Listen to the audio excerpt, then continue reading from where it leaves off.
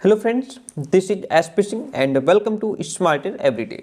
प्यारे दोस्तों, बात करेंगे BEd second semester according to Kanpur university. अब सेकंड सेमेस्टर क्या है कि आज आपका फर्स्ट सेमेस्टर का यानी कि 28 फरवरी को फर्स्ट सेमेस्टर का जो आपका लास्ट पेपर था इंक्लूसिव एजुकेशन वह कंप्लीट हुआ। ठीक है, तो अब आप सेकंड सेमेस्टर की तरफ बढ़ रहे हैं और हम बात कर रहे हैं प्रॉपर तरीके से कानपुर यूनिवर्सिटी की। अब इसमें हम ये जानेंगे कि टोटल आपके कितने सब्जेक्ट्स रहने वाले हैं, यानी कि आपको कितने सब्जेक्ट्स पढ़ने होंगे, क्या एग्ज़ाम आपका ऑब्जेक्टिव होगा या सब्जेक्टिव होगा, और जो सब्जेक्ट्स पढ़ने होंगे क्या वो सबके सेम रहेंगे या जो साइंस का बच्चा है जो बीएससी करके आया है उसके डिफरेंट सब्जेक्ट रहेंगे, जो आर्ट साइड का बच्चा है जो बीए करके आया है, बीकॉम करके आया है, उसके सब्जेक्ट्स डिफरेंट रहेंगे। आइए समझते हैं पूरा प्रोसेस। चीज़ों को ठीक से समझने के लिए वीडियो को लास्ट तक देखिएगा। ये कानपुर यूनिवर्सिटी का सिलेबस है। फर्स्ट सेमेस्टर में तो आपके ये 4 सब्जेक्ट थे, philosophy, sociology, psychology, inclusive education. ठीक है, ये 4 सबके कॉमन सब्जेक्ट थे, कोई दिक्कत नहीं है, चाहे कोई जो है कि आर्ट साइड का बच्चा हो या फिर साइंस साइड का बच्चा हो। लेकिन यहाँ से आपका जो है कि सेकेंड सेमेस्टर से चीज़ें बदल जाती हैं। सेमेस्टर सेकेंड की बात करेंगे, समझ लीजिए, ठीक से जान लीजिए आपके सब्जेक्ट्स क्या रहने वाले हैं।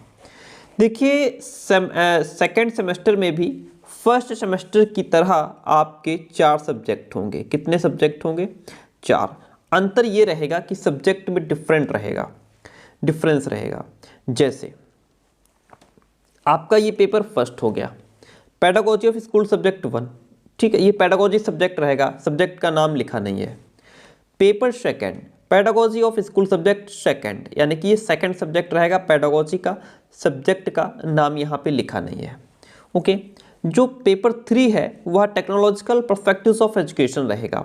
सबका कॉमन सब्जेक्ट, चाहे कोई साइंस साइड से आया हो, चाहे कोई आर्ट साइड से आया हो, चाहे कोई बीकॉम से आया हो। फिर ऑप्शनल पेपर्स, इसमें पेपर 4 आपका इन्वायरमेंटल एजुकेशन रहेगा। ठीक है, देखिए ध्यान से, आप यहाँ पे ह्यूमन राइट्स एजुकेशन को बिल्कुल चूज ना करें, एजुकेशन फॉर हैप्पीनेस बिल्कुल चूज ना करें, क्योंकि इनका इन फ्यूचर आपको बेनिफिट नहीं मिलेगा। जो इन्वायरमेंटल एजुकेशन आप पढ़ेंगे इसका बहुत यूज़ है, क्योंकि आप जैसे टेट का एग्जाम देंगे, देखिए 30 नंबर का ईवीएस पूछा जाता है, सीटेट एग्जाम देते हैं 30 नंबर का ईवीएस पूछा जाता है। ठीक है, तो ये आपको बहुत आगे इन फ्यूचर हेल्प करता है। तो फिर इनसे हमें क्या मतलब, ये पढ़ना चाहिए। तो यहाँ पे 2 चीज़ें क्लियर हो गई। पहली बात कि जो आपके 2 सब्जेक्ट हैं वो साइंस के हिसाब से अलग रहेंगे, आर्ट के हिसाब से अलग रहेंगे। किसके क्या रहेंगे वो भी समझाता हूँ। पेपर 3rd और 4th ये 2 सब्जेक्ट सबके कॉमन रहेंगे, कोई डिफरेंस नहीं होगा। टेक्नोलॉजी और इन्वायरमेंट, ये 2 पेपर आपके सेम रहेंगे। ये जो 2 पेपर हैं ये डिपेंड करते हैं कि आप साइंस साइड से आए हैं बीएड में या आर्ट साइड से आए हैं। जैसे मान लीजिए आप जो है कि बीए करके आए हैं, अब बीए में आपके पास फाइनल में सब्जेक्ट क्या थे वो मैटर करेगा यहाँ पे। ठीक है, जैसे अगर फाइनल में आपने ज्योग्राफी चूज की तो यहाँ बीएड में ज्योग्राफी वाले बच्चे को एक तो सब्जेक्ट एसएसटी चला जाएगा, दूसरा एसएसटी के साथ में उसको एक सब्जेक्ट लिटरेचर लेना पड़ेगा।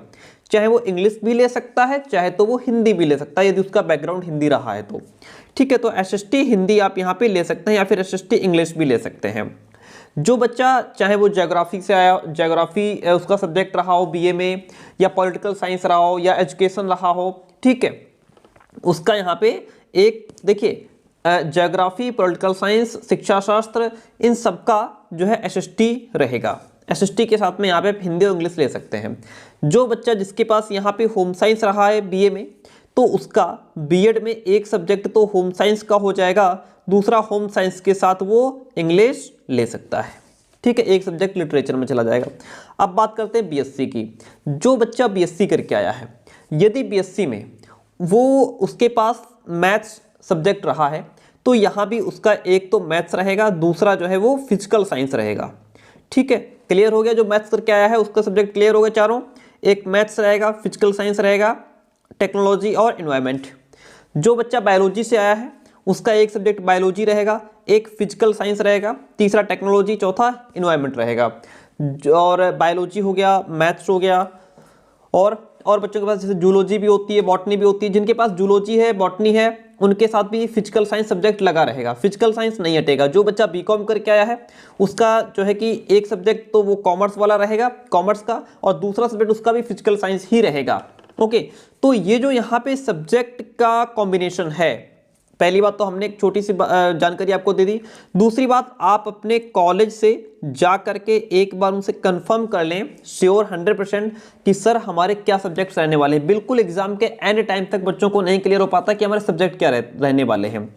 ठीक है, तो यहाँ पे आपके सब्जेक्ट्स जनरली तो मैंने बता दिए हैं, बाकी एक बार कॉलेज जाकर के भी कंफर्म कर लें। 2 सब्जेक्ट्स आपके कॉमन रहेंगे। आप सुनिए, अब जैसे फर्स्ट सेमेस्टर में हमने आपको पेड कंटेंट दिया था, सेकंड में भी अवेलेबल है, लेकिन उसमें डिफरेंस ये रहेगा कि जैसे वहाँ पे क्या था कि सिर्फ सब्जेक्टिव और प्लस सब्जेक्टिव कंटेंट दिया गया था, प्लस आपको क्वेश्चन आंसर्स दिए गए थे, और पूरा चारों पेपर वहीं से मिले जो हमने क्वेश्चन आंसर आपको दिए हैं, इंपॉर्टेंट क्वेश्चंस।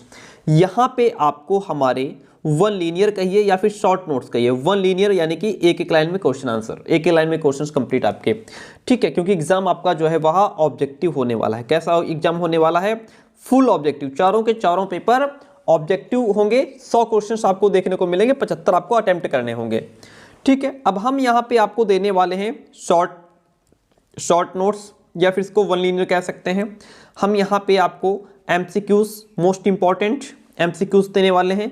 हम यहाँ पे आपको क्वेश्चन बैंक की कंप्लीट PDF देने वाले हैं, जिसमें आपको इजी नोट्स हो गया, एग्जाम टाइम गोल्ड सीरीज हो गया, पवन की क्वेश्चन बैंक हो गई, इनकी कंप्लीट PDF आपको मिलने वाली है। ठीक है, तो आप हमें इस नंबर पे 9628182649 इस नंबर पे व्हाट्सएप मैसेज करके नोट्स की डिटेल इंफॉर्मेशन ले सकते हैं। दूसरी बात, जब भी आप मैसेज करें तो डिटेल लिखिएगा उसमें कि हम B.Ed second semester Kanpur university, और हमारे टीचिंग सब्जेक्ट्स ये हैं। टीचिंग सब्जेक्ट लिख करके ही मैसेज कीजिएगा, क्योंकि नहीं तो फिर टीम को रिटर्न पूछना पड़ता है आपको कि आपके टीचिंग सब्जेक्ट्स क्या हैं। ठीक है, तो टीचिंग सब्जेक्ट क्लियर करने के बाद आप हमें मैसेज करेंगे कि सर ये टीचिंग सब्जेक्ट है, कानपुर यूनिवर्सिटी है, B.Ed सेकेंड सेमेस्टर है, नोट्स की डिटेल बता दीजिए। ठीक है, तो आपको पूरी डिटेल भेज दी जाएगी। बाकी हमने आपको बता दिया क्या क्या आपको मिलने वाला है।